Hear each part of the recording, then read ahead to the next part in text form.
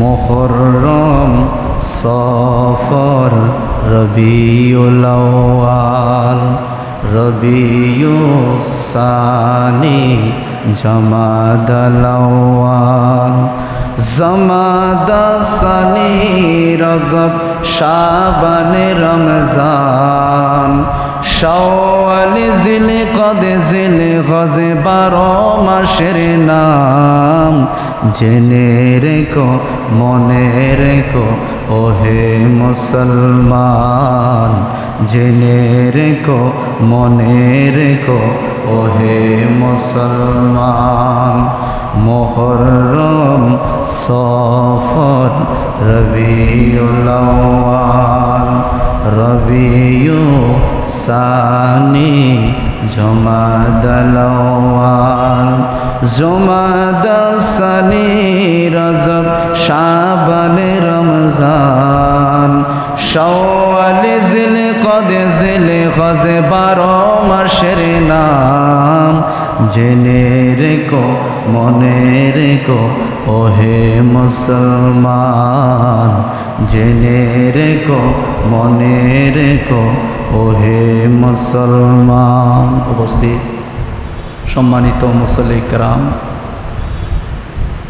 যে যেখান থেকে শুনছেন রহমানি ওয়া রাহমাকুমুল্লাহু তাআলা, আসসালামু আলাইকুম ওয়া রাহমাতুল্লাহি তাআলা ওয়া বারাকাতুহু। মহান রব্বুল আলামিনের দরবারে লক্ষ কোটি শুকরিয়া জ্ঞাপন করতেছি যে রব্বুল আলামিন আমাদেরকে আরবি মাসের প্রথম জুমা, আরবি বছরের প্রথম জুমা আসার জন্য বসার জন্য তৌফিক দান করেছেন। শুকরিয়া তো একবার বলে আলহামদুলিল্লাহ। মহান রব্বুল আলামিনের দরবারে শুকরিয়া জ্ঞাপন করে আমরা শেষ করতে পারবো না যে রব্বুল আলামিন আমাদেরকে অন্যান্য কওমের মতো অন্যান্য জাতিদের মতো আমাদেরকেও নববর্ষ ছাড়া আল্লাহ আমাদেরকে পাঠাই নাই। আমরা যেগুলোকে নববর্ষ পালন করি এগুলা মুসলমানের নববর্ষ নয়। মুসলমানের নববর্ষ হলো এই যে পহেলা মুহররম, হিজরি নববর্ষ হলো মুসলমানের নববর্ষ। এই জন্য আজকে জুমার প্রথম দিন, হিজরি নববর্ষের প্রথম দিন, সবাই বলুন আলহামদুলিল্লাহ। আমরা খুশি না বেজার? এই জন্য রব্বুল আলামিন প্রত্যেকটা কাজে প্রত্যেকটা ক্ষেত্রে আমাদেরকে সংস্কৃতি কিভাবে পালন করতে হবে, কিভাবে আমাদের জীবন গঠন করতে হবে, কোনো কিছু থেকে আমাদেরকে আল্লাহ বাদ দেয় না। সবগুলা আমাদের উপর দিয়েছেন আল্লাহ, কিন্তু এটা ইসলাম মোতাবেক, শরীয়ত মোতাবেক আল্লাহ আমাদের উপর দিয়েছেন। উচ্ছৃঙ্খলতা আমাদের মধ্যে দেয় নাই। ইসলাম মোতাবেক যেটা করলে সওয়াবের ভাগিদার আল্লাহ আপনাকে করে ফেলবেন। সুবহানাল্লাহ। এই জন্য আল্লাহর দরবারে আরেকবার বলে আলহামদুলিল্লাহ। পবিত্র কালামে মাজিদ ফুরকানে হামিদ থেকে সামান্য একটা আয়াতে কারিমা তেলাওয়াত করেছি। রব্বুল আলামিন জানিয়ে দিয়েছেন, ও আমার বান্দারা, ও আমার ইমানদার মুমিন বান্দারা, এই দুনিয়া কোনো কিছুই থাকবে না, যিনি থাকবেন তিনি কে? আরো শিক্ষার দিয়ে বলেন না, তিনি কে? এই যে আল্লাহ যারা বলেছেন কিয়ামতের ময়দানে, হাদিসে মোবারকে এসেছেন, কিয়ামতের ময়দানে তাদের গলাগুলো জিরাফের গলার মতো করে দেওয়া হবে। আর রব্বুল আলামিন ডেকে ডেকে বলবেন, ও কিয়ামতের মানুষরা, যেই নবীর উম্মত হও না কেন, আদমের উম্মত, ঈসার উম্মত, নূহ আলাইহিস সালামের উম্মত, সমস্ত নবীর উম্মতদেরকে আমি জানিয়ে দিতে চাই, শেষ জামানায় যেই সময় রহমাতুল লিল আলামিন কোরআন প্রচার করার জন্য, ইসলাম ধর্মটা প্রচার করার জন্য রহমাতুল লিল আলামিন পাথর খেয়েছেন। আমার নবীকে গণক বলা হয়েছে, আমার নবীকে জাদুকর বলা হয়েছে, আমার নবীকে মৃত্যু বলা হয়েছে। রহমাতুল লিল আলামিন থেমে থাকে নাই, নিরাশ হয় নাই। রহমাতুল লিল আলামিন দিন প্রচার করেছেন।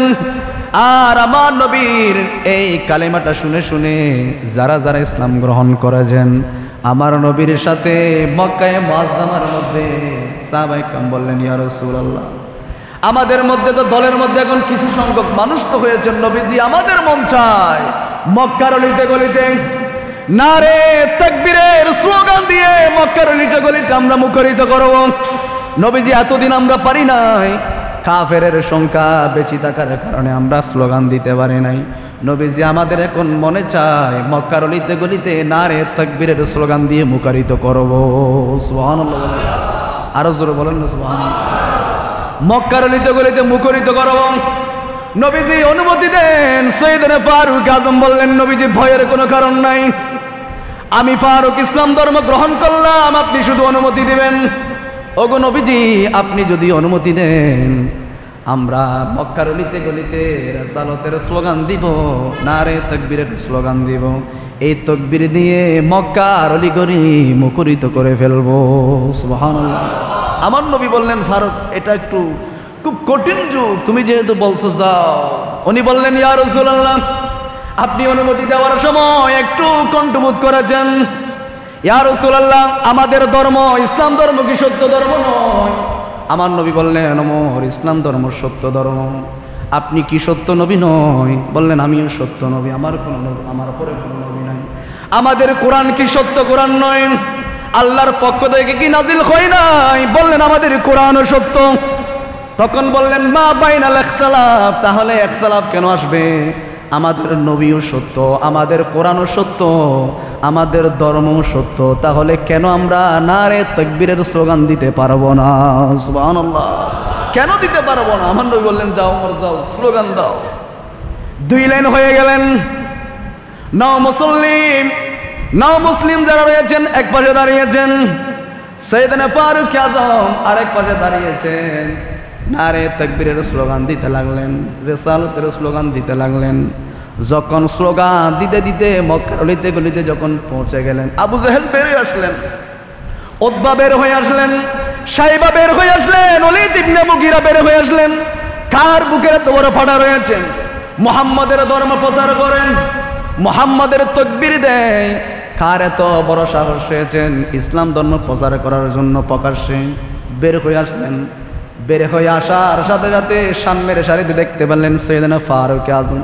ফারুক আজম যাকে জমের মতো ভাই পেতেন, সবাই সাথে সাথে ঘরের মধ্যে ঢুকে গিয়েছেন। সৈয়দনা ফারুক আজম ওদিন একটা কথা বলেছেন, কেউ যদি ইসলাম ধর্মের মধ্যে বাধা দিতে আসে, কেউ যদি নিজের ছেলেকে বাবা হারা করতে চায়, কেউ যদি নিজের স্বামীকে স্ত্রী হারা করতে চায়, কেউ যদি স্বামী হারা হতে চায়, তাহলে আমি ওমরের সামনে আসো, আজকে হয়তো ইসলাম জিতবে, নতবা তোমরা পৃথিবীর মধ্যে থাকবে একটাই হবে।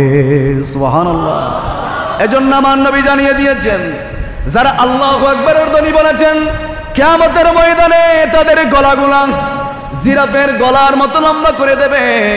এদিন আর আপনাকে পরিচয় দিতে হবে না আমি বেশি নামাজি ছিলাম, এদিন আপনাকে পরিচয় দিতে হবে না আমি তাহাজ্জুদ নামাজি ছিলাম, এদিন আপনাকে পরিচয় দিতে হবে না আমি হজ করেছিলাম, আমার এক হাত দিয়ে কোরআন নিয়েছিলাম, এক হাতে সালাম দিয়েছিলাম, এটার পরিচয় দিতে হবে না।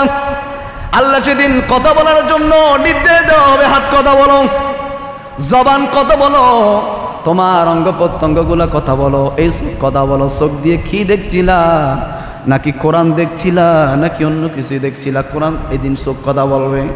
এদিন একদল মানুষকে জিরাফের গলার মতো করে দেবে, আল্লাহ নিজে বের হয়ে আসবেন, আল্লাহ রাব্বুল আলামিন পরিচয় করে দেবেন। ও দুনিয়ার কিয়ামতের ময়দানের মানুষরা একটু দেখে নাও, এই যে কিয়ামতের ময়দানে অসংখ্য মানুষ থেকে আমি রব্বুল আলামিন কিছু মানুষকে জিরাফের গলার মতো লম্বা করে দিলাম, তাদের চেহারাটা উজ্জ্বল হবে, নূর বের হবে। ইমামে হাসনাইনে কারিমান, ইমাম হাসান হুসাইন ডানে থাকবেন, বামে থাকবেন, রহমতুল লিল আলামিন বামে মাঝখানে থেকে তাদেরকে কৌসারের পানি খাওয়াবে। সুবহানাল্লাহ। ডানের বামে ইমাম হাসান হুসাইন থাকবেন। যেমন হাসান হুসাইন, কেমন হাসান হুসাইন? সৈয়দ শাবাবু মিন আহলিল জান্নাহ। একদিন হুসাইন বলতে লাগলেন, মানিলাম জাতিলাল্লাহ। নবীজি আপনি একটু বলেন, মানিলাম জাতিলাল্লাহ, আল্লাহর কাছে কার দাম বেশি? নবীজি আপনি তো খাতামুল মুরসালিন, রহমাতুল লিল আলামিন, আপনি এমন নবী যেই নবীর চেহারা দেখলে ক্ষুধার্ত মানুষের ক্ষুধা চলে যায়। সুবহানাল্লাহ। নবীজি আপনি বলেন তো, মানিলাম জাতিলাল্লাহ, নবীজি আল্লাহর কাছে কার দাম বেশি? আপনি নবীর দাম বেশি নাকি আমি হুসাইনের দাম বেশি? সুবহানাল্লাহ বলে। আমার নবী বললেন, ও হুসাইন, আনাল আমজা, আমার দাম বেশি, কারণ আমি হলাম নবীদের নবী, আদমের নবী, ঈসার নবী, সমস্ত কায়নাতের নবী। আমি গাছেরও নবী, পশুরও নবী, পাখিরও নবী, নদীরও নবী, আসমানের নবী, জমিনের নবী, ফেরেশতাদেরও নবী। সুবহানাল্লাহ। তুমি আমার উম্মত, আমার দাম আল্লাহর কাছে বেশি। আনালাম যা, আমার দাম বেশি। হোসেন বললেন, না না ও নানা যান, আপনার কথা আমি মানি না। আনালাম যা, আমার দাম বেশি। আপনি নবীর দাম বেশি নয়, আমি হোসাইনের দাম বেশি। তখন হোসেন বললেন, আমার দাম বেশি। নবী বললেন, আমার দাম বেশি। হোসেন বললেন, আনাল ওয়াফেক। নবী যে আমি মানি না, কেমন করে আপনার দাম বেশি হয়? আমি হোসাইনের দাম বেশি। সুবহানাল্লাহ বলেন না। কারণ এই যে কারবালার মাস, মুহররম মাসের 1 তারিখ থেকে শুরু করে 5 তারিখ ইমামে হাসান, 10ই মুহররম ইমামে হোসেন, লম্বা আলোচনা। যেহেতু আজকে প্রথম জুমা শুরু হয়েছে, না বললে এটা হক আদায় হবে না। ইমামে হোসেনের দাম বুঝেন, ইমামে হাসানের দাম বুঝেন। আমার নবী বললেন, ইমাম হোসেন হলো আমি নবীজির নাভি থেকে উপরের দিক পর্যন্ত, পুরো চেহারা পর্যন্ত ইমামে হোসেনের আকৃতি আমার মতো। আর ইমামে হাসান হলো নাভি থেকে নিচে পর্যন্ত, ইমামে হাসান হলো আমার মতো। সুবহানাল্লাহ বলে। যেদিন ইমামে হোসেন দুনিয়ার মধ্যে আসলেন, রহমতুল লিল আলামিন এত খুশি হয়েছেন, আমার নবীজি নিজে আজান দিলেন। আমার রহমতুল লিল আলামিন নিজে ইমামে হোসেনের কানের মধ্যে নবীজি আজান দিয়েছেন। আবার বাম কাঁধের মধ্যে নবীজি একামত দিয়েছেন, আমাদেরকেও শিক্ষা দিয়েছেন। যাদের ছেলে সন্তান মেডিকেলের মধ্যে হয়, ঘরের মধ্যে হয়, আপনি আলেমের প্রয়োজন নাই। আলেম যদি হয়, আলেমদেরকে নেবেন। যদি এমন জায়গার মধ্যে গিয়েছেন কোনো আলেম নাই, আপনি ইমাম হয়ে যাবেন। ইমাম হয়ে নবীজির কথা মোতাবেক ডান কাঁধের মধ্যে আপনি, ডান কানের মধ্যে আপনি আজান দিবেন, বাম কাঁধের মধ্যে একামত দিবেন। তখন ইমাম হাসান হোসেন আমার নবীজির সুন্নত আদায় হয়ে যাবে। সুবহানাল্লাহ। আমার নবীজি আজান দিলেন, আমার রহমতুল লিল আলামিন ইমামে হোসেন, ইমামে হাসান দুইজনের পেটের মধ্যে সর্বপ্রথম রহমতুল লিল আলামিনের খাবার গিয়েছেন। আমার নবীজি নিজেই শাহাদাত আঙ্গুল নিলেন। শাহাদাত আঙ্গুল নিয়ে নবীজির তোতা মুবারক ইমাম হাসানকে খাওয়াই দিলেন। সুবহানাল্লাহ। এইভাবে 2 ভাইকে খাওয়াই দিলেন, দুনো ভাইকে, ইমামে হাসান ইমামে হোসেনকে নবীজির তোতা মুবারক নবীজি খাওয়াই দিলেন। আমার নবীজি এখান থেকে আমাদের জন্য শিক্ষা হলো, আমরা ছেলে সন্তান যখন দুনিয়া আসবো, ডান কানের মধ্যে আমরা আজান দিব, বাম কানের মধ্যে একামত দিব। হুজুরদেরকে দিয়ে তো পারলে তো ভালো। যদি এমন জায়গার মধ্যে গিয়েছেন মেডিকেলে, হুজুর খুঁজতে খুঁজতে দেরি হয়ে যাবে, আপনি নিজেই দিয়ে ফেলবেন, মধু খাওয়াই দিবেন। ওই ছেলের জবানটা এমন হবে, মুরব্বি দেখলে সালাম দিবে, মুরব্বি দেখলে সম্মান করবে। মরে যাওয়ার পর আপনার ছেলে যখন কবরের ফারের মধ্যে দাঁড়াবেন, নেককার সন্তান যখন দাঁড়াবে, স্বয়ং রব্বুল আলামিন আরশ আজিম থেকে কথা বলবেন, জিবরাইল এটা কার ছেলে? আল্লাহ এটা অমুকের ছেলে। আল্লাহ তো সব জানে, তারপরে কৌতূহল করে জিজ্ঞেস করবেন, এটা কার ছেলে? অমুকের ছেলে। কি চাই? রব্বির হামহুমা কামা রব্বায়ানি সগীরা। আল্লাহ তার ছেলে কবরের ফারের মধ্যে দাঁড়িয়েছেন, কি চায়? আল্লাহ আপনি নাকি তার জীবনের গুনাহ মাফ করে দেন। আল্লাহ কথা বলবেন, ও জিবরাইল, এত সুন্দর ছেলে, কবর জিয়ারত করছেন, বাবার কবরের পাশে দাঁড়িয়ে গিয়েছেন, আমি আল্লাহর কাছে মাপ চাচ্ছে, তুমি কি আমাকে এরকম কৃপণ মনে করছো? আমি তো রহমান, আমি তো দয়ার সাগর, আমার দয়ার মতো কারো দয়া নাই। ও জিবরাইল জানিয়ে দাও, যে কবরের মধ্যে আযাব হচ্ছে, যে কবরটা এতক্ষণ পর্যন্ত জাহান্নামের গর্ত ছিল, তুমি জানিয়ে দাও তার বাবার কবরটা রব্বুল আলামিন জান্নাতের টুকরা বানিয়েছেন। সুবহানাল্লাহ।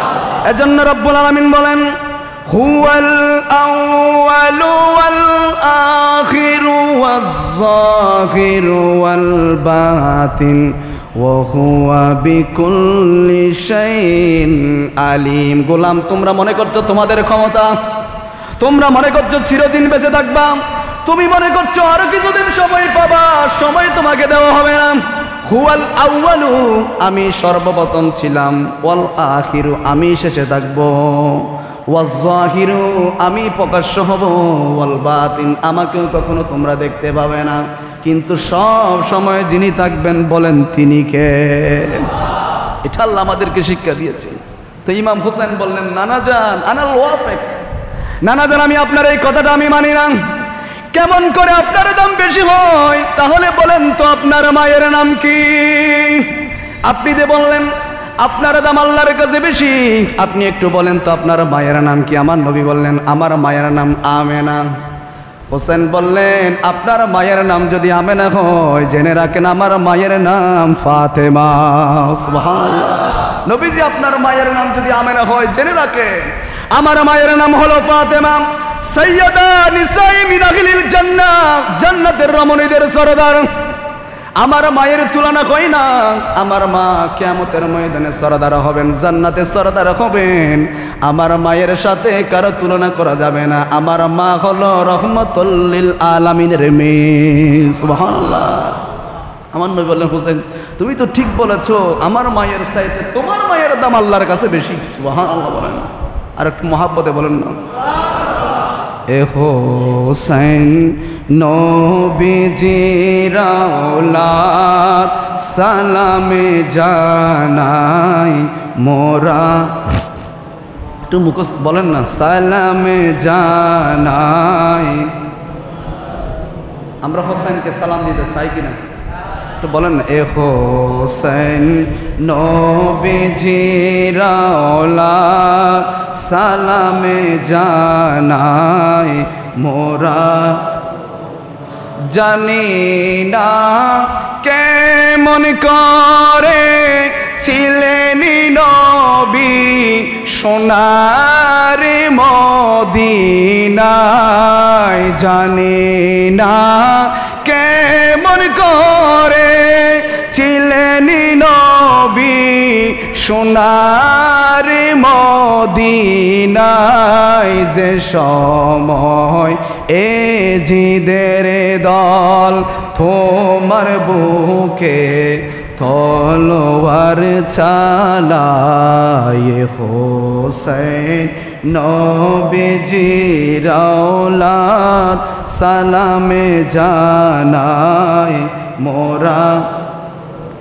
যে মাথায় হাতি বুলিয়ে ঘুম পাড়াতেন আম্মা ফাতেমায়। যে মাথায় হাতি বুলিয়ে ঘুম পাড়াতেন আম্মা ফাতেমায়। কিভাবে সেই মাতাকে নীল তারা তীরের আগায়। হোসেন নবীজির আওলাদ, সালামে জানাই। আরো মহাব্বতে বলতে হবে, সালামে জানাই। হোসেন বললেন নানা জান আপনার মায়ের নাম যদি আমেনা হয়, জেনে রাখেন আমার মায়ের নাম হলো ফাতেমা। সাইয়্যিদা নিসাই মিন আহলিল জান্নাহ, জান্নাতের রমণীদের সরদার। আপনার মেয়ে আমার মা। সুবহানাল্লাহ বলেন। আমার নবী বলেন হোসেন ঠিক বলেছো, আমার মায়ের চাইতে তোমার মায়ের দাম আল্লাহর কাছে বেশি। সুবহানাল্লাহ বলেন। আবার বললেন হোসেন বললেন নানা জান বলেন তো আপনার বাবার নাম কি? আমার নবী বললেন আমার বাবার নাম হলো আব্দুল্লাহ। হোসেন বললেন ও নানা জান আপনার বাবা আব্দুল্লাহ যদি হয়, জেনে রাখেন আমার বাবার নাম হলো মৌলা আলী শেরে খুদা। সুবহানাল্লাহ। আমার বাবা হলো মৌলা আলী শেরে খুদা। আমার বাবা আল্লাহর দরবার থেকে অনেক লোক পেয়েছেন। রব্বুল আলামিন কোরআনের আয়াত নাজিল করার সময় কোরআনের আয়াতগুলা মৌলা আলী শেরে খুদা সৈয়দনা ফারুক আজম এমনভাবে কয়েকজন সাহাবীর নাম উল্লেখ হয়েছেন। সাহাবা ইকরাম একদিকে বলেছেন, আয়াত আরেক দিকে যাবেন। মৌলা আলী শেরে খুদা সৈয়দনা ফারুক আজমের উপর কথার উপর ভিত্তি করে রব্বুল আলামিন এক জায়গায় নয়, দুই জায়গায় নয়, অসংখ্য জায়গার মধ্যে রব্বুল আলামিন কোরআনের আয়াত নাজিল করেছেন। শুধু তাই নয়, আমার বাবা হলো সমস্ত কাফেরের জন্য আমার বাবা একজন জম। আমার বাবাকে ভয় পায়। আমার বাবা হলো রহমাতুল লিল আলামিনের মেয়ের জামাই। সুবহানাল্লাহ। আমার নবী বললেন হোসেন তুমি তো সবগুলোর মধ্যে পাশ হয়ে যাচ্ছ, কেমন হোসেন? আমার রহমাতুল লিল আলামিন প্রতিদিন হোসেনকে দেখতে যেতেন, হাসান হোসেনকে প্রতিদিন দেখতে যেতেন। আমার নবী বলেন আল হাসান ওয়াল হুসাইন সাইয়্যিদা শাবাব মিন আহলিল জান্নাহ, হাসানুম মিন্নি ওয়া আনা মিন হুসাইন। হাসান আমার থেকে, হোসাইন আমার থেকে, আমি হোসাইন থেকে। যেই হোসাইন হাসান হোসাইনকে যেই কষ্ট দেয়, আমি নবীকে কষ্ট দেয়। আমি নবীকে যারা কষ্ট দেয়, স্বয়ং রব্বুল আলামিনকে তারা কষ্ট দেয়। নাউজুবিল্লাহ। আমার নবী হাসান মিন্নি ওয়া আনা মিন হুসাইন, আমি হুসাইন থেকে, হুসাইন আমার থেকে। মান আহাব্বাল হাসান ওয়াল হুসাইন ফাকাদ আহাব্বানি ওয়াদাহুমা ফাকাদ আবগাদানি। যে হাসান হুসাইনকে ভালোবাসলো, আমি নবীকে ভালোবাসলো। যে হাসান হুসাইনকে ভালোবাসলো না, আমি নবীকে ভালোবাসলো না, যে আমাকে ভালোবাসবে না, তার স্থান হবে জাহান্নামের মধ্যে। নাউজুবিল্লাহ। হাসান হুসাইনের মহব্বত আমার নবী চেয়েছেন, কোরআনের মধ্যে আল্লাহ চেয়েছেন আহলে বাইতের মহব্বত। তখন আমার নবী বললেন, হুসাইন তুমি জিতে গিয়েছ, তোমার বাবা আল্লাহর কাছে সবচেয়ে দামি। আমার নবী বললেন, ও নানাদেন, এর মধ্যে শেষ নয়। হোসেন বললেন, নবীজি এর মধ্যে শেষ নয়, বলেন তো আপনার নানার নাম কি? তখন আমার নবী বললেন, আমার নানার নাম হলো ওয়াহাব ইবনে আব্দে মানাফ। হোসেন বললেন, ও নানা যান, আপনার নানারে কেউ চিনে না, আপনার নানার নাম কেউ জানে না, আপনার নানির নাম কি? বললেন, বাররা ইবনে আব্দে ওয়াজ্জা। বললেন, নানা যান, আপনার নানিকেও তো কেউ চিনে না, বাররা ইবনে আব্দে ওয়াজ্জা কেউ চিনে না, কিন্তু আপনি আমার নানির চিনেন কিনা? আমার নানিকে রব্বুল আলামিন আরশ আজিম থেকে সালাম দিয়েছেন। আমার নানিটা এমন নানি, যেই নানিটা রব্বুল আলামিন আরশ আজিম থেকে পৃথিবীর বুকে একটা মহিলাকে আল্লাহ সালাম দিয়েছেন। ওই মহিলার নাম হলো খদিজাতুল কুবরা আত-তাহিরা। সুবহানাল্লাহ। আমার নবী বললেন, হুসাইন তুমি ঠিক বলেছো, খদিজাতুল কুবরা আমার এমন বিবি, এমন স্ত্রী, যিনি মক্কার কাফেররা যখন মোহাম্মদ পাগল, মোহাম্মদ মজনুন, মোহাম্মদ গণক, মোহাম্মদ একটা জাদুকর, এইভাবে যখন স্লোগান দিচ্ছিল, সবাই আমাকে ছেড়ে দিয়ে চলে গিয়েছিল। সবাই আমার নবী, আমি নবীর দূর থেকে চলে গিয়েছিল। আমাকে যখন নামাজ অবস্থায় কাফেররা মারতেছিল, সবাই যখন চলে গিয়েছিল, একমাত্র যিনি যায় নাই, যিনি আমাকে শেল্টার দিয়েছেন, থাকতে দিয়েছেন, সমস্ত সম্পদ যিনি আমি নবীজির কদমের মধ্যে কোরবান করে দিয়েছেন, সমস্ত জীবন পুরো লাইফটা যিনি কোরবান করে দিয়েছেন, উনি হলো আমার খদিজাতুল কুবরা আত-তাহিরা। সুবহানাল্লাহ। কিন্তু সব কিছু দেওয়ার পর আমি নবীজির দরবারের মধ্যে কোনো কিছু চাই নাই।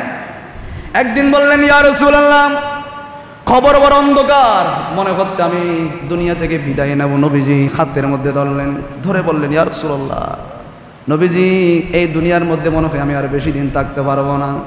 ওয়াদা দেন, কবরের মধ্যে যাওয়ার সাথে সাথে সর্বপ্রথম আপনি রহমতুল লিল আলামিন আমার কবরের মধ্যে আগে শুইবেন। সুবহানাল্লাহ।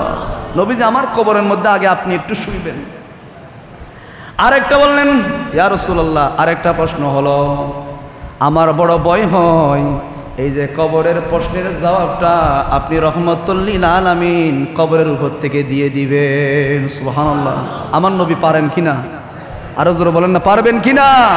ক্ষমতা দিয়েছেন কে? তখন আরেকটা প্রশ্ন বললেন নবীজি, আমার কাফন দাফনটা আপনি করবেন। তিনটা প্রশ্ন, তিনটা ওসিয়ত। আমার নবী বললেন, ঠিক আছে। খদিজাতুল কুবরা ইন্তেকাল করলেন। ইন্তেকাল করার সাথে সাথে রহমতুল লিল আলামিন অনেক ব্যথিত হলেন। বিপদের দিনের সঙ্গিনী, যে মুহূর্তে যেখানে গিয়েছেন ঘরের মধ্যে দাঁড়িয়ে থাকতেন, আমার স্বামী আসবেন, আমি ওনাকে খাবার খাওয়াবো, তারপর আমি নিজে খাবো। সুবহানাল্লাহ। এমন স্ত্রী। এজন্য স্ত্রী যার ভালো হবে, পরিবারের মধ্যে স্ত্রী যার ভালো হবে, পরিবারটা শান্তি হবে। স্ত্রী যার নামাজি হবে, কোরআন তেলাওয়াতকারী হবে, ওই ফ্যামিলির মধ্যে শান্তি হবে। আর স্ত্রী যার নামাজ পড়বে না, বিউটি পার্লারের মধ্যে যাবে, অনৈতিক কাজের মধ্যে লিপ্ত হবে, নামাজ পড়বে না, কোরআন পড়বে না, ইসলাম মোতাবেক চলবে না, পর্দা যারা করবে না, ওই ফ্যামিলির মধ্যে 1 কোটি টাকা বেতন হলেও ওই ফ্যামিলির মধ্যে শান্তি থাকবে না। ঠিক কিনা? কারণ শান্তি তো টাকা দিয়ে আসে না, শান্তি তো ক্ষমতা দিয়ে আসে না, শান্তি তো পয়সা দিয়ে আসে না। শান্তি একজনের তরফ থেকে বন্টন হয়ে, বলেন তিনি কে? শান্তি তো ওখান থেকে আসে। আপনি ওখান থেকে ওই শান্তির লসিটা কেটে দিলেন, ওই শান্তির বাগানের মধ্যে আগুন ধরাই দিলেন, ঘরের মধ্যে শান্তি খুঁজেন, শান্তি কোথায় পাবে? শান্তি যদি আনতে হয়, আপনি যেমন নামাজে আসবেন, আপনার ছেলেকে নামাজে নিয়ে আসবেন। আপনি যখন কোরআন তেলাওয়াত করবেন, আজকে বছরের প্রথম দিন, হিসাবটা মিলাই দেখেন, বছরের প্রথম দিন আমরা তো কত কিছুর প্ল্যান প্রোগ্রাম করি। এই 1 মাস কোথায় ঘুরতে যাবেন? 1 মাস পর্যন্ত কি খাবেন, কোন অক্তের মধ্যে কি খাবেন, কোন বেলার মধ্যে কি খাবেন আমরা লিস্ট করি। সকালে এটা খাবো, দুপুরে এটা খাবো, ডাক্তার নিষেধ করেছেন, ডায়াবেটিস হয়েছেন, এটা খাওয়া যাবে না, ওটা করা যাবে না, পুরো সবগুলো প্ল্যান করলেন, কিন্তু একটা বছর বিদায় নিয়েছেন, কেউ হাতা কলম নিয়ে বসেন না।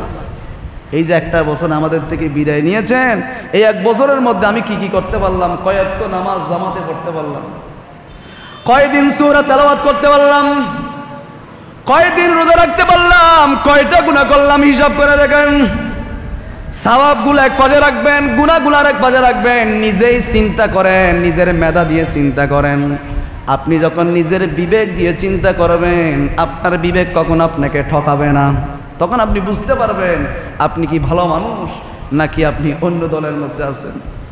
আপনি যখন হিসাব করবেন, আমি এই বছর একটা চলে গিয়েছেন মুহররম মাসের 1 তারিখ, আমি খাতা কলম দিয়ে হিসাব করতেছি যে 1 বছর, ওই পুরো 1 বছরের মধ্যে আমার হিসাবটা আমি কয়েকটা নামাজ পড়তে পারলাম, কয়েকটা সারলাম, কয়দিন কোরআন তেলাওয়াত করলাম, কয়দিন ফ্যামিলির সবাইকে নামাজের আদেশ দিলাম, ভালো কাজ করলাম। আমার উপরে যে আল্লাহ যেই দায়িত্ব কর্তব্যগুলো দিয়েছেন এগুলো পালন করেছি কিনা, এগুলো যখন আপনি হিসাব করবেন তখন আপনি নিজের মেধা দিয়ে বুঝতে পারবেন আপনি কি জান্নাতি নাকি জাহান্নামী, ঠিক কিনা। এটা হিসাব করবেন পুরো বছরের মধ্যে কি করেছেন, মুহররম মাসের মধ্যে হিসাব করবেন। আর আজকে থেকে প্রতিজ্ঞা করবেন, বিগত দিন যা করেছেন করেছেন, আজকে থেকে আল্লাহর দরবারে মাপ চান। আল্লাহ বলেন, বান্দা তোর গুনাহ যদি হতে হতে হতে হতে যদি আসমান পরিমাণ হয়ে যায়, যদি পুরো বঙ্গোপসাগরের পরিমাণ যদি তোর গুনাহ হয়ে যায়, ও বান্দা জেনে রাখ, তুই যখন রাতের বেলায় উঠে তাহাজ্জুদের নামাজে দাঁড়িয়ে যখন 2টা চোখের পানি ফেলবি, সাথে সাথে চোখের পানি জমিনে পড়ার আগে আগে তোর জীবনের গুনাহ আমি আল্লাহ মাফ করে দেবো। সুবহানাল্লাহ। দেখেন কত বড় দয়ার সাগর। এই জিনিসটাও কিন্তু বন্ধ হয়ে যাবে। এই যে চোখের পানি ফেলবেন, ফেলে কান্না করবেন, আল্লাহর কাছে মাপ চাইবেন, আল্লাহ মাফ করে দিবেন, এই জিনিসটাও একদিন বন্ধ হয়ে যাবে। এজন্য সময় থাকতে সময়ের গুরুত্ব দিতে হবে। যখন কিয়ামতের ময়দান, যখন পৃথিবী ধ্বংস হয়ে যাবে, যখন কিয়ামতের বড় আলামত, যখন সূর্যটা যখন পশ্চিম দিকে উঠবে, তখন আপনি আর তওবা করলেও আল্লাহ তওবা কবুল করবেন না। আবার যখন মালাকুল মউত সাকারাতের বিছানার মধ্যে পড়েছেন, কেউ দেখছেন না, মালাকুল মউতকে কেউ দেখতেছে না, কিন্তু আপনি সাকারাতের বিছানায় পড়েছেন, জান কবজ হবে, আপনি কিন্তু সরাসরি মালাকুল মউতকে দেখবেন। দেখার সাথে সাথে নেককার হলে মালাকুল মউত তার সামনে আসবে না। সুন্দর ধবধবে পোশাক পরে, একদম সুন্দর একটা ছেলের পোশাক পরে, গায়ের মধ্যে পারফিউম দিয়ে মালাকুল মউত যে মাত্র, হাদিসের মধ্যে বিভিন্ন রিওয়ায়াত এসেছে, যে মাত্র আপনার পাশ দিয়ে হেঁটে যাবে আপনাকে দেখবেও না, পাশ দিয়ে হেঁটে যাবে, ওই ঘ্রাণটা, ওই পারফিউমের ঘ্রাণটা আপনার নাকের মধ্যে যেতে দেরির সাথে সাথে জান কবজ হয়ে যাবে। সুবহানাল্লাহ। আর যদি বদকার হন, মালাকুল মউত নিজের আকৃতি নিয়ে আসবে, হিংস্র প্রকৃতির হয়ে আসবে, আপনাকে দেখবে হিংস্রভাবে। এমনিই তো ওনার চেহারাটা অনেক ভয়ঙ্কর। দেখার সাথে সাথে মালাকুল মউতকে যখন দেখবেন, সাকরাতের বিছানা যারা যাত্রী, যারা মরে যাবেন, ওই মানুষগুলো যখন মালাকুল মউতকে দেখবেন, বদকার যদি হয়, সাথে সাথে মালাকুল মউতকে দেখার সাথে সাথে হাদিসের মধ্যে এসেছেন, তার জানটা, রুটা এমনে ধরা দিবে না, এমনে আসবে না, তার রুটা একবার ডানে যাবে, একবার বামে যাবে, আরেকবার সামনে যাবে, আরেকবার পিছনে যাবে। তখন মালাকুল মউত আরো ভয়ঙ্কর হয়ে যাবে, আরো হিংস্র হয়ে যাবে, আরো হিংস্র হয়ে এমন ভাবে তার শরীর থেকে জানটা, রুট এমন ভাবে বের করবে, নবীজি বললেন জীবন্ত একটা ছাগল জবাই করা ব্যতীত তার শরীর থেকে চামড়াটা খুলে ফেললে যেই কষ্ট হয়, এর চাইতে বেশি কষ্ট দিয়ে ওই ব্যক্তির রুটা কবজ করা হবে। জোরে বলুন নাউজুবিল্লাহ। এই জন্য মৃত্যুর ভয় অন্তরের মধ্যে রাখার প্রয়োজন আছে না নাই? আর আস্তে বলেন আছে না নাই? এজন্য রব্বুল আলামিন বলেন, সাব্বাহা লিল্লাহি মা ফিস সামাওয়াতি ওয়াল আরদি ওয়া হুয়াল আজিজুল হাকীম। আল্লাহ বলেন, ও বান্দারা, ও গোলাম, দুনিয়ার মানুষরা, তোরা ইবাদত করছিস না, কি হয়েছে? তোরা নামাজ পড়তেছিস না, কি হয়েছে? আমার তসবিহ গাছে পড়ে, আমার তসবিহ সাগরের পানি পড়ে, মাছে পড়ে, তোমরা না পড়লে কোনো কিছু হবে না। আল্লাহ বলেন, সাব্বাহা লিল্লাহি মা ফিস সামাওয়াতি ওয়াল আরদ, আমার তসবিহটা আসমানের ফেরেশতারাও পড়ে, নদীর মাছও পড়ে, নদীর পানিও পড়ে, বিভিন্ন গাছগাছালি থেকে শুরু করে পশু পাখি থেকে সবাই পড়ে। তোমরা যদি না পড়ো তাহলে আমার কোনো লাভ ক্ষতি নাই, পড়লে তোমাদের লাভ, না পড়লে তোমাদের ক্ষতি। জেনে রেখো আহকামুল হাকিমিন, কিয়ামতের ময়দানে যিনি বিচার করবেন, বলেন তিনি কে? আরো জোরে বলেন তিনি কে? আল্লাহ রাব্বুল আলামিন বলেন লাহু মুলকুস সামাওয়াতি ওয়াল আরদি ইউহয়ি ওয়া ইউমীতু ওয়া হুয়া আলা কুল্লি শাইইন কাদির। আল্লাহ বলেন লাহু মুলকুস সামাওয়াত, তোমরা কি দেখো না জমিনের মধ্যে রাজত্ব কার? আরো জোরে বলেন না, জমিনের মধ্যে রাজত্ব কার? আল্লাহ বলেন ইউহয়ি ওয়া ইউমীতু, আমি তো ক্ষমতা দিই, আমি তো মৃত্যু দিই, আমি তো জীবন দিই। ওয়া হুয়া আলা কুল্লি শাইইন কাদির, আমার মতো ক্ষমতাবান কেউ নাই, আমার মতো শক্তিশালী কেউ নাই। আমি আগেও ছিলাম, এখনো আছি, ভবিষ্যতেও থাকবো, এরপরেও থাকবো। প্রকাশ্য আমি আল্লাহ আছি, গোপনেও যিনি থাকবেন, বলেন তিনি কে? হোসেন বললেন নানা যান, আপনার নানি আমার নানি, আমার নানিকে আপনি চিনেন কি না? আপনার নানিকে তো কেউ চিনে না। বাররা ইবনে আব্দে মানাফ, আপনার নানিকে কেউ চিনে না। আব্দে ওয়াজ্জা, আপনার নানিকে কেউ চিনে না। কিন্তু আমার নানি হলো খতিজাতুল কুবরা তাহিরা। আমার নবী বললেন তুমি ঠিক বলেছ, আমার খতিজাতুল কুবরা ইন্তেকালের সময় আমার হাত ধরে ওসিয়ত করেছিল এইভাবে এইভাবে করতে হবে। খতিজাতুল কুবরা তাহিরা ইন্তেকাল করলেন, আমার নবীজি ব্যতীত হয়ে গেলেন, সমস্ত কাজ রহমতুল লিল আলামিন নিজেই করলেন। আমার নবীজি নিজেই কবরের মধ্যে নামলেন, নিজেই কবরটা খনন করলেন, কবরের মধ্যে নেমে রহমতুল লিল আলামিন নিজেই কবরের মধ্যে আগে শুয়ে পড়লেন। সুবহানাল্লাহ বলেন। আমার নবীজি শুয়ে পড়লেন। আফজালুন নাস বাদাল আম্বিয়া হযরত আবু বকর সিদ্দিক বললেন নবীজি এত মানুষের জানাজার মধ্যে আপনি উপস্থিত হয়েছেন, এত মানুষকে কাফন পরিয়েছেন, দাফন করেছেন। নবীজি আপনি তো কোনো মানুষের কবরের মধ্যে এইভাবে শুইতে আমরা দেখি নাই। নবীজি কেন খতিজাতুল কুবরা তাহিরার কবরের মধ্যে আপনি শুয়ে পড়লেন? সুবহানাল্লাহ। আমার নবী বললেন ও আবু বকর সিদ্দিক, আমার সাথে খতিজাতুল কুবরা তাহিরার সাথে ওয়াদা হয়েছেন, কথোপকথন হয়েছেন যে আমি ওনার কবরের মধ্যে আগে, ওনাকে রাখার আগে ওনার কবরের মধ্যে আমি শুইব। সুবহানাল্লাহ। আনা হলো লাশ মোবারক। নবীজি কান্না জুড়ে দিয়ে নিজেই কফিনটা নামাতে লাগলেন, লাশ মোবারক নামাতে লাগলেন, কবরের মধ্যে দেওয়া হলো, কবরের মধ্যে রাখা হলো, সবগুলা দেওয়া হলো, বাঁশের চাটিয়া সবগুলা, মাটি সবগুলা দেওয়ার পর সিদ্দিক আকবর বললেন নবীজি কাফন হলো, দাফন হলো, আপনি ইমামতি করলেন, আপনি নামাজের ইমামতি করলেন। নবীজি এখন তো সব কমপ্লিট হয়েছেন, সবাই চলে গিয়েছেন। নবীজি আমি আপনার বন্ধু সিদ্দিক আকবর, আমি আপনার হাদেম সিদ্দিক আকবর, আপনাকে তো ফেলে চলে যেতে পারছি না। নবীজি চলেন বাড়ির মধ্যে যান।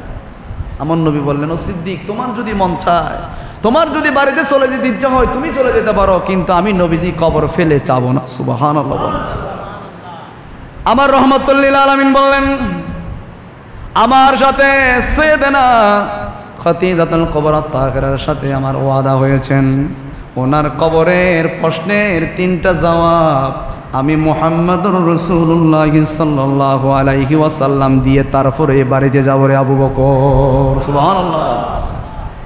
আমি প্রশ্নের উত্তর দিয়ে যাব, কিন্তু কারণ হলো মালাকুল মউত যিনি প্রশ্ন করবেন মুনকার নাকির ফেরেশতা, ওনারা তো কবরের মধ্যে আসতেছে না, এই জন্য আমি দাঁড়িয়ে আছি। নবীজি 1 মিনিট দাঁড়িয়ে থাকলেন, 2 মিনিট, 1 ঘন্টা, 2 ঘন্টা, 3 ঘন্টা দাঁড়িয়ে আছেন, কিন্তু ওই যে মুনকার নাকির ফেরেশতা কবরের মধ্যে আসতেছে না। নবীজি দাঁড়িয়ে আছেন, আদান হয়ে গিয়েছেন, আসতেছে না। আমার রহমতুল লিল আলামিন কবরের পারের মধ্যে দাঁড়িয়ে আছেন, এটা ভালো লাগে কার? আরো জোরে বলেন না। আমার নবীজি দাঁড়িয়ে আছেন, বিবির মোহাব্বতে দাঁড়িয়ে আছেন, আল্লাহর ভালো লাগতেছে। যখন আদান যখন হয়ে গিয়েছেন, জিব্রাইলকে পাঠালেন, জিব্রাইল যাও আমার বন্ধুকে জানিয়ে দাও, আমার বন্ধুকে বলবা ওই মহিলাকে কি আমার নবী ভালোবেসেছেন? আমার নবী কি একাই ভালোবেসেছেন? আর সেদিন থেকে কি আল্লাহ ভালোবাসে নাই? আমি আল্লাহ ভালোবেসেছি। আমার বন্ধু যেমন ওই মহিলাকে ভালোবেসেছেন, আমি আল্লাহ ওই মহিলাকে ভালোবেসেছি। আমার বন্ধুকে জানিয়ে দাও ওই মহিলার কবরের জবাব স্বয়ং আল্লাহ রাব্বুল আলামিন আরশ আজিম থেকে দিয়ে ফেলেছে। আমার বন্ধুকে জানিয়ে দাও। এজন্য যারা আমার নবীকে ভালোবাসবেন, আমার নবী বলেন কিয়ামতের ময়দানে ওই ব্যক্তিদেরকে না নিয়ে আমি জান্নাতে যাব না। এজন্য কোনো মানুষের প্রতি যখন আপনার ভালোবাসা হবে, আমার নবীর জন্য যখন ভালোবাসা হবে, এই ভালোবাসা দুনিয়ার মধ্যে সৃষ্টি হয় নাই, সর্বপ্রথম সৃষ্টি হয়েছে আরশ আজিম থেকে। সুবহানাল্লাহ। আপনার অন্তরের মধ্যে যখন নবীর জন্য ভালোবাসা হবে, ইসলামের জন্য যখন ভালোবাসা হবে, কোরআনের জন্য যখন ভালোবাসা হবে, এই ভালোবাসাটা জমিনের মধ্যে সৃষ্টি হয়েছেন, এটার উৎপত্তি হলো আরশ আজিম থেকে। আল্লাহ রাব্বুল আলামিন বলেন আমার বান্দা যেহেতু নামাজ ভালো লাগে, কোরআন ভালো লাগে, ইসলাম ভালো লাগে, সুন্নতি লেবাস ভালো লাগে, আলেম ওলামাদেরকে ভালো লাগে, ইসলাম ভালো লাগে, কোরআন ভালো লাগে, এখন তাদেরকে জানিয়ে দাও আমি আল্লাহরও তাকে ভালো লাগে। সুবহানাল্লাহ।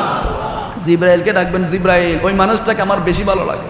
জিব্রাইল আমি চাই তুমিও তাকে ভালোবাসো। জিব্রাইল এখন ফেরেশতাদেরকে ডেকে কনফারেন্স করবে। এটার বিষয় হলো আল্লাহ মুখকে ভালোবাসে। এখন আমি জিব্রাইল যেহেতু ফেরেশতাদের সরদার, সৈয়দুল মালাইকা, আমি যেহেতু ফেরেশতাদের সরদার, এখন আমি চাই তোমাদের অন্তরে ওই মানুষের ভালোবাসা থাকুক। সুবহানাল্লাহ বলেন। একজনকে নামিয়ে দিবেন, ফেরেশতা একজনকে নামিয়ে দিয়ে বলবেন অমুক এলাকার অমুক মানুষকে রব্বুল আলামিন ভালোবাসেন, আমি জিব্রাইলও ভালোবাসি, সমস্ত মালাইকা সমস্ত ফেরেশতারাও ভালোবাসে। এখন জমিনের মধ্যে যারা ইমানদার, যারা মুত্তাকি, যারা পরেজগার, তাদের অন্তরের মধ্যে ওই ব্যক্তির ভালোবাসা যিনি চেয়েছেন বলেন তিনি কে? এখন আপনার জন্য আসমান থেকে ভালোবাসা সৃষ্টি, ফেরেশতাদের অন্তরে আপনার ভালোবাসা সৃষ্টি। জমিনের মধ্যে যারা ইমানদার, কেন বলছি দেখবেন কিয়ামতের ময়দানে এক ভাই যাবে জান্নাতে আর এক ভাই জাহান্নামে। ধরবেন ও ভাই তোমার চেহারা পূর্ণিমার চাঁদের মতো কেন হয়েছে? আমি তো নামাজে চলে গিয়েছি, তুই তো ঘরের মধ্যে টেলিভিশন দেখছিলি, তুই তো দুনিয়াকে প্রাধান্য দিয়েছিস, তা আমাকে একটু বাঁচা না। যে এখানে বাঁচানোর কোনো সিস্টেম নেই, এখানে ইয়া নফসি যার বাঁচাচ্ছে এই বাঁচো। কারণ সেখানে বুঝে যাবেন কে জান্নাতি কে জাহান্নামী, চেহারা দিয়ে প্রকাশ হবে। বলতে হবে না, চেহারা পূর্ণিমার চাঁদের মতো, তার চেহারার আলো দিয়ে পুরো কিয়ামতের ময়দান আলোকিত হয়ে যাবে। সুবহানাল্লাহ। আর একদিকে আমার নবীজি বলবেন হাউজে কাউসারের পানি খাও, আমার নবীজি ফুরাই দিবেন কাউসারের কান থেকে। ইমাম হাসান হোসেন নিয়ে ওই যাদের চেহারা সুন্দর ওই ব্যক্তিদেরকে আমার নবী বলেন এদিন কিয়ামতের ময়দানটা এমন হবে, সাবাতুন ইউজিল্লুহুমুল্লাহু ফি জিল্লিহি ইয়াওমা লা জিল্লা ইল্লা জিল্লু। ওই দিনটা এমন হবে আরশ আজিমের ছায়া ব্যতীত কোনো ধরনের ছায়া থাকবে না। ওখানেও 7 শ্রেণীর মানুষদেরকে আল্লাহ ওখানে ছায়া দান করবেন। এক নম্বরের আল ইমামুল আদিলুন, আমরা যাদেরকে সর্বনিকৃষ্ট মনে করি আর কি, হাদিস শরীফ বুখারী মুসলিমের হাদিস। ওখানে 1 নম্বরের মধ্যে যিনি প্রেসিডেন্টের দায়িত্ব, যিনি সবচেয়ে বড় সম্মানিত হবেন, আরশ আজিমের ছায়া পাবেন, আল ইমামুল আদিলুন, ন্যায় পরায়ণ ইমাম, এদেরকে আল্লাহ আরশ আজিমের ছায়া দান করবেন। সুবহানাল্লাহ বলেন। ওয়ারাজুলুন কালবুহু মুআল্লাকুন ফিল মাসাজিদ, ইমামদেরকে দেওয়ার পর কি আপনারা মনে করতেছেন আমরা মনে হয় পাবো না? না, আপনাদের কথা এর পরে আসতেছে। ওয়ারাজুলুন কালবুহু মুআল্লাকুন ফিল মাসাজিদ, ওই ব্যক্তি, ওই মানুষ যিনি ফজরের আজান হবার সাথে সাথে মসজিদে গিয়েছেন, জোহরের ওয়াক্তের জন্য অপেক্ষা করতেছে, ভাই জোহরের নামাজ মনে হয়ে গিয়েছেন, মনে হয় টাইমটা চলে যাচ্ছে, জামাত মনে হয় শুরু গিয়েছেন। ওয়ারাজুলুন কালবুহু মুআল্লাকুন ফিল মাসাজিদ, মসজিদের প্রতি মহাব্বত, নামাজের প্রতি মহাব্বত, কখন মসজিদ আসবেন, আজান কখন হচ্ছে, এই ধরনের যার অন্তরের মধ্যে জল্পনা কল্পনা হবে, ওই ব্যক্তিও কিয়ামতের ময়দানে আরশ আজিমের নিচে ছায়া পাবে। সুবহানাল্লাহ। এই জন্য আল্লাহ আমাদেরকে নিরাশ করে নাই, ওই দিন প্রকাশ হয়ে যাবে। তখন রব্বুল আলামিন বললেন হাবিব, জিব্রাইলকে বললেন, জিব্রাইল আমার হাবিবকে জানিয়ে দাও ওই মহিলাকে কি শুধু আমার হাবিব একাই ভালোবাসে, আমি কি ভালোবাসি না? আমার হাবিবকে জানিয়ে দাও, আর দাঁড়াতে হবে না, এলান করে দাও। রব্বুল আলামিন আরশ আজিম থেকে ওই মহিলার 3টা প্রশ্নের জবাব স্বয়ং আল্লাহ দিয়ে ফেলেছেন। সুবহানাল্লাহ। জিব্রাইল আমিন এসে বললেন আসসালাতু ওয়াসসালামু আলাইকা সাইয়্যিদি ইয়া রাসূলুল্লাহ, নবীজি দেখতে পাচ্ছি সকাল থেকে আপনি দাঁড়িয়ে আছেন। ও নবীজি, আপনি এমন কান্না করেছেন, কোন সাহাবীর জানাজার মধ্যে এমন ভাবে কান্না করেন নাই। আমার নবী বললেন জিবরাইল, ইনি এমন মহিলা, সবাই যখন আমাকে ফেলে চলে গিয়েছেন, সবাই যখন মোহাম্মদ পাগল বলে স্লোগান দিয়েছেন, আমাকে যখন মেরেছেন, আমাকে যখন তাপ্পর মেরেছেন, আমার খদিজাতুল কুবরা তাহের আমাকে ছেড়ে যায় নাই। সুবহানাল্লাহ বলেন।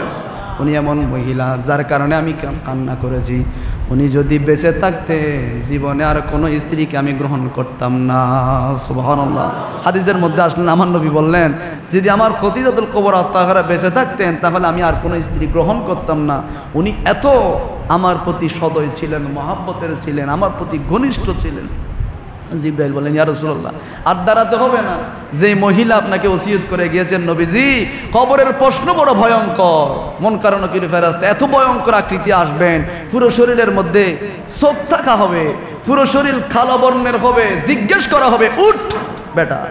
হাদিসের মধ্যে পাবেন, উঠ। এই নে কাফন যেটা দেওয়া হয়েছে 3 টুকরা 5 টুকরা, মেয়েদের বেলায় ছেলেদের 3 টুকরা, ঠাস করে একটা টেনে ছিঁড়ে নিয়ে বলবে, ধর লেখ। আমি লিখবো কিভাবে? তো লিখতে জানিস না। তখন আরেকজন বলবে, তুই লিখতে না জানলেও তোর এই সাদা আঙ্গুল নামাজের সময় এইভাবে তুলছিলি, এটা এইভাবে তুলছিলি, এটা এখানে লাগার সাথে সাথে আরশ আজিমের মধ্যে গিয়ে তোর নামাজ কবুল হয়ে গিয়েছে। লেখ, এটা লম্বা অনেক কথা। তখন লিখতে বলবেন। তখন আল্লাহ রাব্বুল আলামিন বললেন, আমার নবীকে জানিয়ে দিলেন, হাবিব আপনি আর প্রশ্নের উত্তর নিয়ে ইয়া করতে হবে না, চিন্তা করতে হবে না, স্বয়ং আল্লাহ রাব্বুল আলামিন আপনার ওই স্ত্রীর কবরের প্রশ্নের জবাব আল্লাহই দিয়ে ফেলেছেন। সুবহানাল্লাহ। আমার নবী চলে আসে, আমার নবী বললেন, হুসাইন তুমি ঠিক বলেছ, আমার নানির চাইতে তোমার নানির দাম আল্লাহর কাছে বেশি। সুবহানাল্লাহ। এরপর আবার বলতে লাগলেন, হুসাইন বললেন, নানাজান বলেন তো আপনার নানার নাম কি? আমার নবীজি বললেন, আমার নানার নাম হলো ওয়াহাব ইবনে আব্দে মানাফ। হুসাইন বললেন, ও নানাজান, আপনার নানারে কেউ চিনে না, কেউ আপনার নানার নামও জানে না। আপনি আমার নানাকে চিনেন কি না?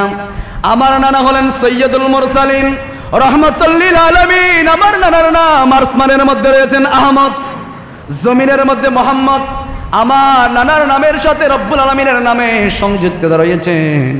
আমার নানার কালিমা আসমানের ফেরেশতারও পড়ে, জমিনের মানুষও পড়ে।